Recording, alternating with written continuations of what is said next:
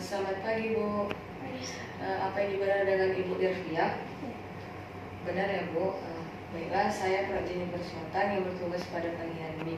Di sini saya akan melakukan tindakan pemeriksaan tanda-tanda vital terhadap Ibu yang dimana bertujuan untuk mengetahui bagaimana kondisi Ibu hari ini. Apakah Ibu bersedia? Bersedia. Baiklah. Kemudian perawat menutup sampiran, mencuci tangan dengan 6 langkah. 1, 2, 3, 4, 5, 6. Kemudian perawat memakai handphone.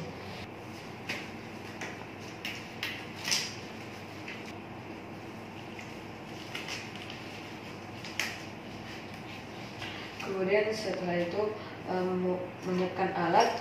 Sebelum kita menggunakan termometer tersebut, kita pastikan suhu pada termometer tersebut berada di bawah 35 derajat. Cara melihatnya dengan posisinya sejajar di depan mata. Termometer tersebut ini di atas 35 berarti kita turunkan dengan cara seperti ini.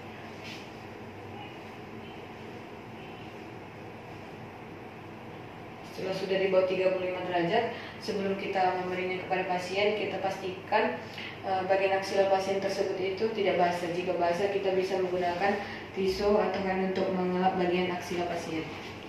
Ibu permisi ya Bu.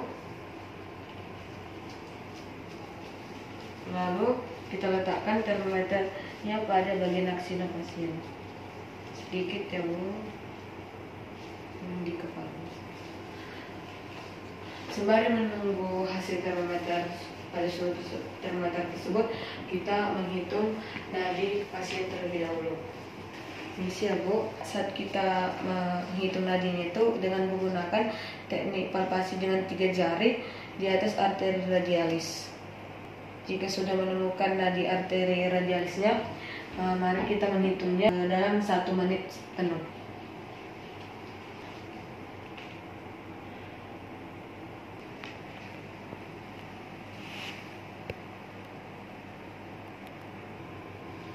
Setelah kita mengukur nadi pasien, selanjutnya kita mengukur frekuensi pernapasan pada ibu tersebut dengan cara kita melihat bagian pergerakan pasien dengan dimana tangannya kita buat dengan secara menyilang. Di sini Bu, kita pegang tangan pasien dan kita lihat bagaimana pergerakan bagian perut pasien untuk menghitung frekuensi pernapasan pada ibu tersebut. Dihitung secara 1 menit penuh.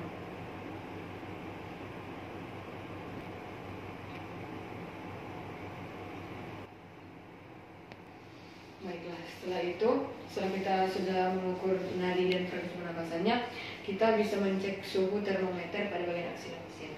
Permisi ya Bu. Kita melihat suhu pada termometer ini dengan sejajar depan mata di bagian 37 derajat Celcius. Kemudian setelah itu setelah mengukur bagian suhu pasien, lanjut kita mengukur bagian tekanan darah pasien. Ibu minta tolong Bu, bisa digeser ke kanan sedikit dulu.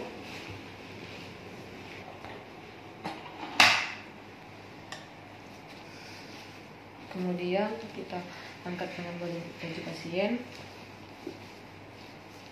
lalu memasang manset pada bagian lengan bawah pasien di mana 3 jari di atas arteri brachialis.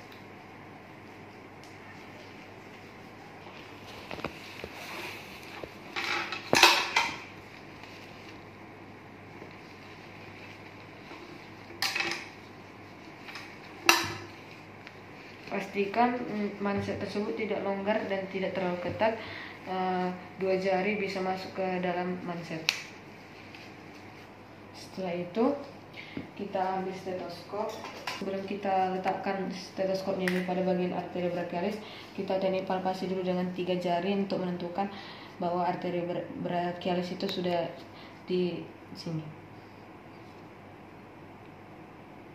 Jika sudah menemukannya, lalu kita letakkan stetoskop di arteri brachialis.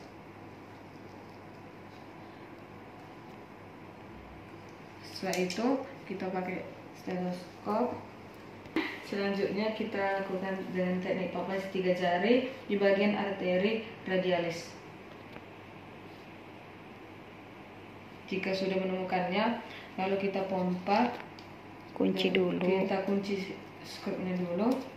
Lalu kita pompa secara perlahan, di mana posisi mata kita pas sejajar di speed manometer. Kita pompa sampai tidak teraba lagi arteri radialisnya. Radialisnya tidak teraba lagi. Tangan kita posisikan di atas stetoskop dan kita naikkan 20-30 mm hidrogium.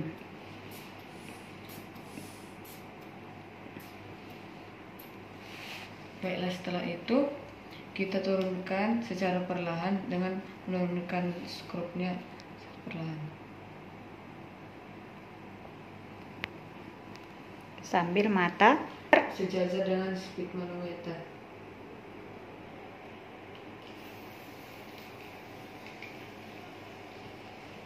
Lalu melepaskan stetoskop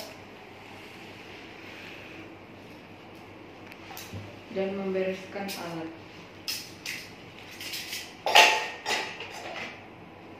Lalu kita lepaskan manset pada lengan pasien.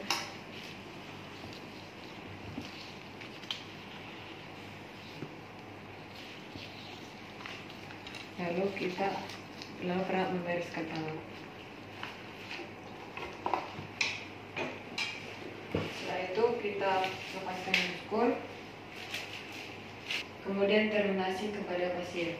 Baiklah Bu, di sini saya sudah selesai melakukan pemeriksaan tanda-tanda vital terhadap Ibu, di mana tekanan darahnya 100/70, suhunya 37, nadinya 84 kali per menit, dan frekuensi pernapasan Ibu 21 kali per menit. Baiklah Bu, terima kasih.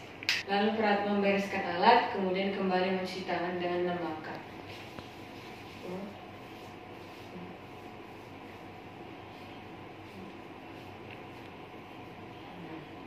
Kemudian perawat dokumentasi pada tanggal 24 Juni 2005, perawat Jennifer sudah selesai melakukan pemeriksaan tanda-tanda vital. Tekanan darah Ibu tersebut 100/70, suhunya 37 derajat Celcius, nadinya 84 kali per menit, dan frekuensi pernapasannya 21 kali per menit.